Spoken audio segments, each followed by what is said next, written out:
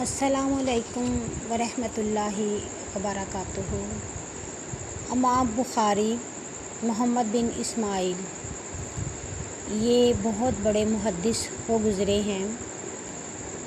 صحاح ستہ کی احادیث کی کتب میں امام بخاری اور امام مسلم کی جو احادیث ہیں ان کو سب سے زیادہ اتھینٹک سمجھا جاتا ہے، کیونکہ وہ سچائی کے بہت قریب ترین ہیں اور اس میں جو بھی احادیث ہیں ان کے حوالے بہت ٹھیک ہیں۔ نیشاپور کا حاکم محمد بن یحییٰ نے امام بخاری کو کہا کہ آپ ہمارے شہر میں آئیں اور ہمارے لوگوں کو حدیث کی تعلیم دیں۔ جب امام بخاری نیشاپور جانے لگے تو ان کا بہت شایان شان استقبال کیا گیا۔ ان کو بہت ان کے راستے میں پھول نچھاور کیے گئے اور وہاں پر آپ احادیث کی تعلیم دیا کرتے تھے۔ بہت بڑا ہجوم آپ کے پاس احادیث سننے اور سیکھنے کے لیے آتا، مگر جیسے کہ ہر جگہ پر کوئی نہ کوئی حاسد موجود ہوتا ہے، وہاں پر کچھ حاسد تھے۔ انہوں نے محمد بن یحییٰ کے خلاف ایسی باتیں کیں کہ امام بخاری کو محمد بن یحییٰ نے ناراضگی کا اظہار کرتے ہوئے کہا کہ اب تمہاری محفل میں کوئی بھی حدیث سیکھنے نہیں آئے گا۔ امام مسلم جو کہ صحیح مسلم کے مصنف ہیں، انہوں نے کہا کہ سوائے میرے وہاں پر کوئی بھی نہیں آتا تھا۔ امام بخاری آخر وہاں سے نکلے اور سمرقند کی طرف جانے لگے تو سمرقند کے لوگوں نے بھی آپ کا بہت زیادہ استقبال کیا اور وہاں پر بہت سے لوگ آپ کے پاس احادیث سننے آتے تھے، کیونکہ آپ بہت بڑے محدث حدیث تھے۔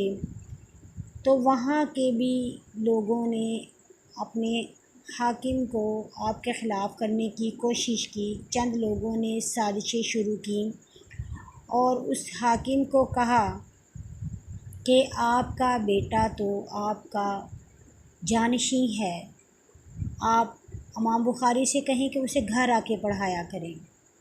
تو اس پر امام بخاری نے کہا کہ میں گھر آ کر نہیں پڑھا سکتا، کیونکہ میں نبی صلی اللہ علیہ وسلم کی احادیث کی تعلیم دیتا ہوں۔ اگر میں آپ کے در پر آؤں گا، آپ کے دربار میں آؤں گا تو وہ رسول اللہ صلی اللہ علیہ وسلم کی تعلیم کی بے حرمتی ہوگی۔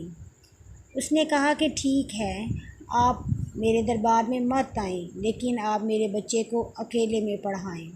اس میں پھر انہوں نے کہا کہ میں اللہ کے رسول صلی اللہ علیہ وسلم کی تعلیم دینا چاہ رہا ہوں، وہ نبی جس نے کبھی کسی امیر اور غریب میں فرق نہیں کیا، وہ نبی جس نے تمام یتیموں، غریبوں، مسکینوں، امیروں تمام کو ایک جیسی نظر سے دیکھا۔ میں کیسے جو بچے میرے پاس تعلیم حاصل کرنے آئے ہوئے ہوں گے ان کو میں چھوڑ کر آپ کے بچے کو الگ سے تعلیم کیسے دوں؟ اس پر جو وہاں کا حاکم تھا اس نے کہا کہ آپ سمرقند سے نکل جائیے، آپ اپنے ہی ملک میں، اپنے ہی شہر میں دربدر ہو گئے۔ آپ وہاں سے نکلے تو راستے میں ایک ہرتنگ نامی بستی تھی، وہاں پر آپ کا گزر ہوا، وہاں پر آپ کچھ دیر رکے اور وہاں پر محمد بن اسماعیل نے دعا کی، یا اللہ میرے ہی شہر میں میری دنیا تنگ ہو گئی ہے، میرے لیے رہنا مشکل ہو گیا ہے، میرے لیے تعلیم دینا مشکل ہو گیا ہے، یا اللہ اب مجھے پردہ عطا فرما دے۔ تو کہا جاتا ہے کہ وہیں پہ آپ کو بخار ہوا اور آپ انتقال فرما گئے۔ اور کہتے ہیں کہ جب آپ کے قبر کی مٹی کھودی گئی تو وہاں سے خوشبو آتی تھی، سبحان اللہ۔